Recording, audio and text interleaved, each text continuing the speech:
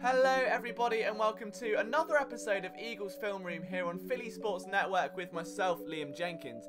The Eagles recently agreed to terms for a one-year deal with wide receiver Mike Wallace, and the aim here is that he of course replaces the void left by Torrey Smith. As one of only 10 active NFL players with 8,000 receiving yards and 500 receptions, the 31-year-old certainly brings a lot to the table. But with a recent regression in Baltimore, people are wondering, does he really still have it? It's time to take a look at the eye in the sky and find out. Whenever I analyse wide receivers, I'm always looking for the same qualities. Their ability to get off the line, to stay on the route during the stem and not get knocked off, and then of course their effort and their ability to adjust with the yards after the catch and so forth.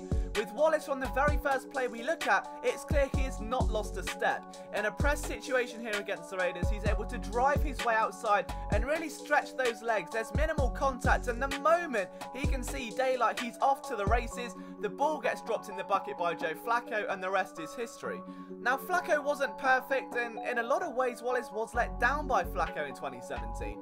Here we see him make a great little twitch move. He turns inside just to distract the cornerback long enough, and then he puts on the afterburners, thrusts into the end zone. It's not quite enough. The ball was underthrown. We saw this frequently in 2017, and it very much reminds me of Nelson Aguilar's rookie year with Sam Bradford at the helm, where there wasn't a lot of chemistry there. Take a look at just how dominant Wallace is on this route. From the moment he gets off the line, he's very light on his toes, completely knocks the cornerback off balance with mind games, and then has the audacity to throw himself inside and pick up that leverage. He's in complete control, turns outside, and the ball's thrown just away to the sideline, almost in the stands at that point. It's a poor throw from Flacco, but brilliant route running by the one and only Mike Wallace, and that's replicated here against the Steelers as well. He just completely ruins the defense on this zonal look. Now look at that. That's like something out of a video game from Mike Wallace. The way he's able to move his hips, to put the foot in the ground and turn so suddenly without really dropping any speed is remarkable, especially for a 31-year-old. There's part one. Knocks cornerback one off balance and then immediately throws his hips back the other way and can come across the cornerback's face without even dropping acceleration. He turns, finds the ball, and then immediately tries to pick up some yards after the carry. He has still got that burst, he's got that acceleration and that football IQ as well. And even here, he's burning Oakland down the seam out of the slot.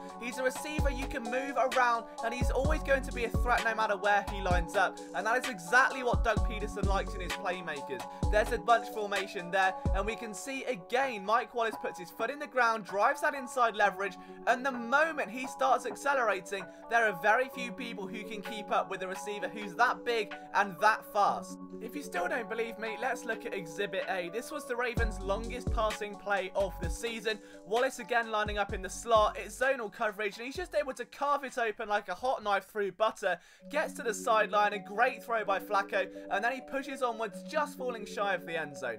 But what about his routes inside? What can we expect from Mike Wallace on those shorter, more West Coast kind of plays? Well, he can still hurt your defense, that's the good news. They just didn't seem to use him there very often. Wallace then does a great job here of sticking his foot down, pushing himself off the cornerback, and then adjusting to catch a ball that was, in all fairness, thrown behind him. It's a great adjustment by Mike Wallace, and we'll see something very similar here against the Raiders. Again, drives his way outside, uses that outside arm to create space, and then look at the way that foot's planted, turns on the spot. It's a nice comeback route, but again, it wasn't exploited by Joe Flacco. Against the Packers here, we see him lined up in the slot and immediately trying to drive his way to the back of the end zone. And for those that doubt the catch radius or the fact that he drops balls or is inconsistent, take a look at this one-handed grab. Now, how in the world do you locate that ball and find it and bring it into your chest when there are three defenders around you? I'll never know. It's a staggering play. But with that in mind, he's not perfect. So while you get flashes of excellence like that, he's not the most reliable wideout in the game, and there are still some subtle mistakes he makes. So for instance here, the ball's thrown a little bit behind him, he doesn't quite slow down in time. That one's a little bit more on Joe Flacco than the receiver himself. But there are two plays against the Bengals where the ball's thrown perfectly into his chest and they just go straight through the arms. It's very much like an alligator style of trying to clutch the ball that we see from Wallace, and even there, he hauls it into himself but can't quite get it done. However, in the red zone, it doesn't seem to be a problem, because later in that game against the Bengals, we can see here it's a quarters formation at the back, and Flacco's going to keep an eye on that corner, see him push inside, and meanwhile on the outside, Mike Wallace is one-on-one, his back's to the corner, he's facing the quarterback, and that's just an easy throw for 6 points right inside the red zone. So it's a great play from Wallace. And then again, this is something that's going to stand out to Eagles fans. They loved running pick plays last year, and we see a beautiful example of that by the Baltimore Ravens, which allows Wallace to sneak inside and make a play.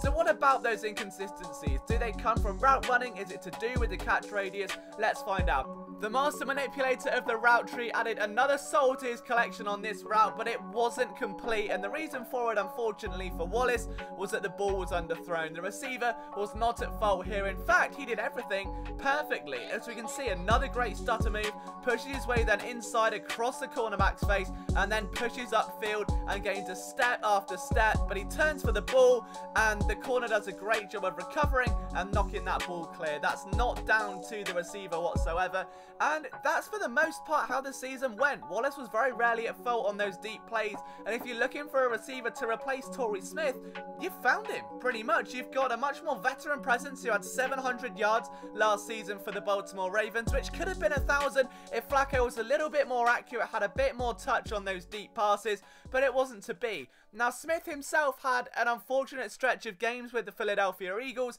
Now, Wallace may not have that. He's a veteran, as we say. He's deep into the tail end of his career, and with a prove-it contract under his belt, this may be his last chance to prove it, so to speak, to the world and potentially earn that elusive Super Bowl ring. Can he get it done? Only time will tell. But for half the value that Torrey Smith would have been making, it's safe to say the Eagles have got an esteemed route runner who can help the likes of Shelton Gibson and Nelson Aguilar really expand their game, and a proven pass catcher who can stretch the field and hurt you from anywhere on the field. Thank you so much for watching, guys. It's been Liam Jenkins here at Philly Sports Network. If you've liked this video, please hit that like button and hit subscribe. We're nearly at 1,300 now, which is absolutely insane. And don't forget, for daily Eagles content, phillysportsnetwork.com is the place to go.